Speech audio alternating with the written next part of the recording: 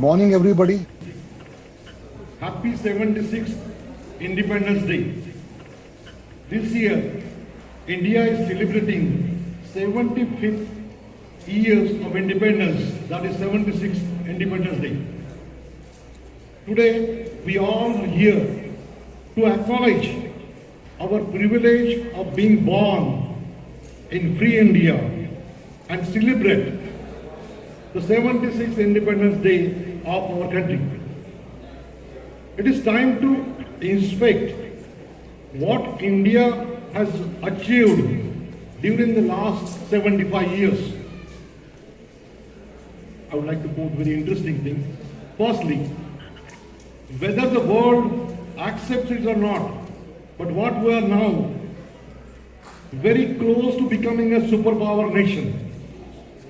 Let's compare India with 5 superpowers and 5 most developed nations that are in the race to become superpower on the basis of 10 prominent parameters of superpower nations. We'll compare top superpowers USA, China, France, UK and Russia, as well as upcoming superpower Germany, Canada, Australia, Japan and of course India.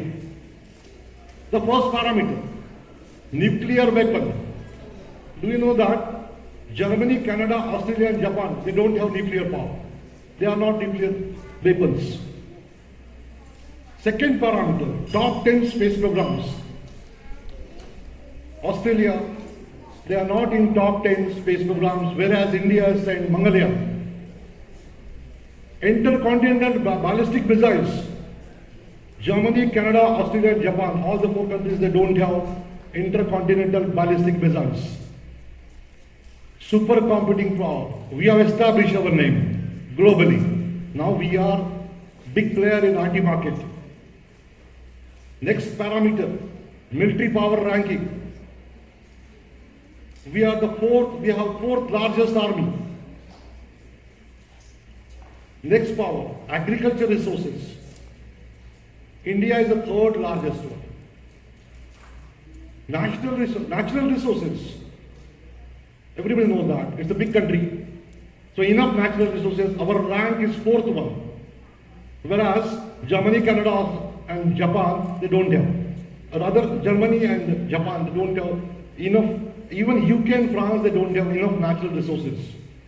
Manufacturing. $4.4 trillion China. $2.2 trillion America, $1 trillion Japan, and next India, $5 billion. So our number is 6 with a different way.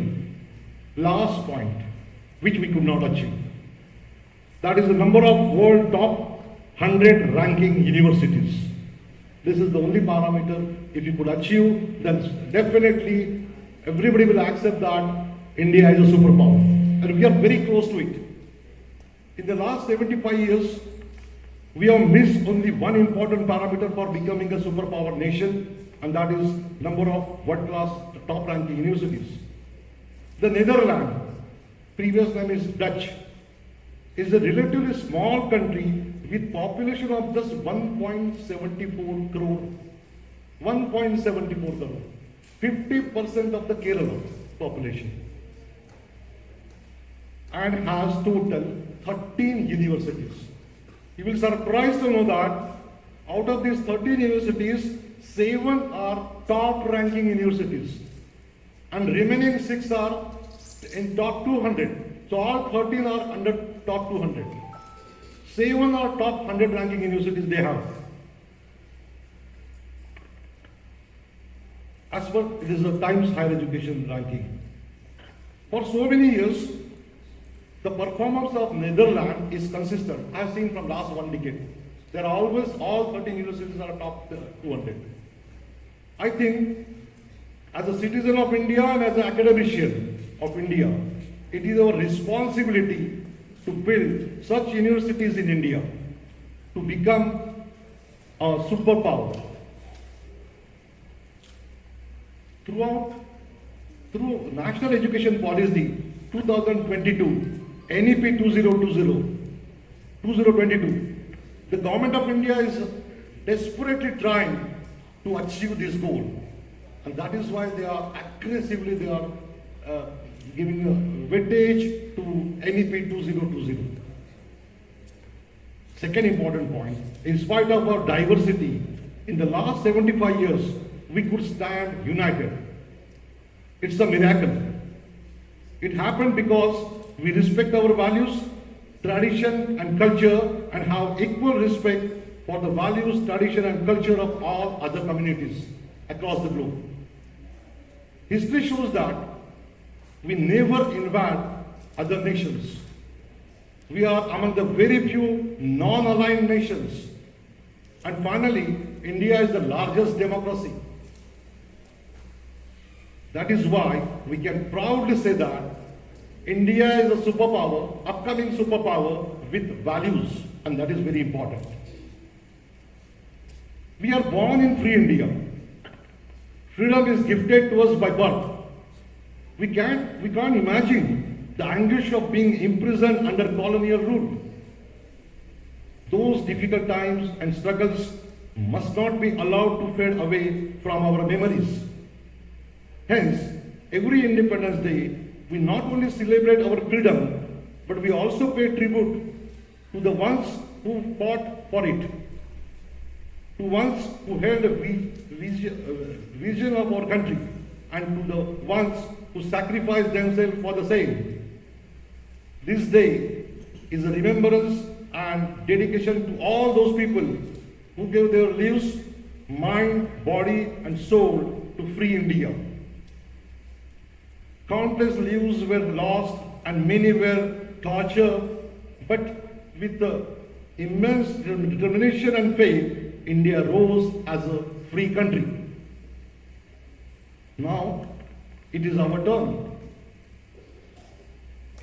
Generations, they have devoted everything for the country, and now we are free, and now it is our turn. As a citizen of India, it's your responsibility as well as duty. As a technocrat, what we can do? We are technocrat, so what we can do? Firstly, remember that technology is one of the major factors in building a nation. For this, India is looking toward all the institutes of national importance, premier institutes, government research labs, there are 400, and industrial research labs.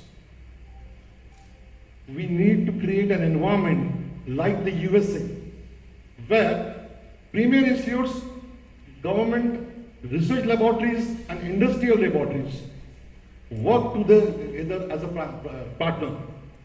So there is a partnership between these three components, and that is why innovations are happening, which creates a perfect R&D platform for innovations. Second point, the top-ranking universities are highly interdisciplinary in nature. It's a confusing word, interdisciplinary. Interdisciplinary program do not mean simply working on joint programs of two branches of information technology, such as computer engineering and electronics engineering. It does not mean working on joint programs of two branches of engineering, say computer engineering and mechanical engineering, or mechanical engineering and electronics. It means working on joint programs of two different disciplines, such as computer engineering and commerce. Two disciplines, computer engineering, engineering discipline and commerce discipline. Jointly if you work, then something could happen in innovation. That is why we have initiated MTech program in financial technology. It is a perfect interdisciplinary program. We are applying IT field to financial domain, and that is a perfect interdisciplinary field. Third point, internationalization. Otherwise, the institute cannot do, and we are taking proper care of it. Just visit the recruiter corner, you will find that enough events across the globe we are taking. And fourthly, diversified research. You may agree with me or may not agree with me, but this is a very crucial point. It could be information technology and social engineering, information technology and economics, technology and political science, information technology and psychology, human-computer interaction, you can say. I'm not simply advising you. I have done enough contribution in the form of research books, and then I'm telling you. It will broaden your vision and help to develop a nation in the real sense. The IIIT Kottayam is on the right track and focusing on all these issues. World-class universities and higher education are one of the topic of my research, and I have published 10 research books on this topic. That is why confidently I can say that if the way we are progressing continues for another 7 to 10 years, what I'm saying,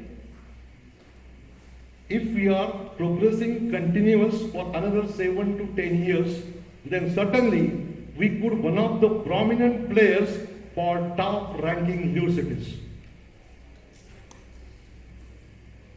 Read NEP document 2020 carefully, National Education Policy. You will find that on every page, whatever I said, it is over there. The NEP 2020 is strongly focusing on these issues. Let us take a pledge to do that and take the country to the premier seat in Committee of Nations. Once again, let's salute the people who fought for our independence of the country and dedicated ourselves to the service of the great nation. Happy Independence Day. Jai Hind.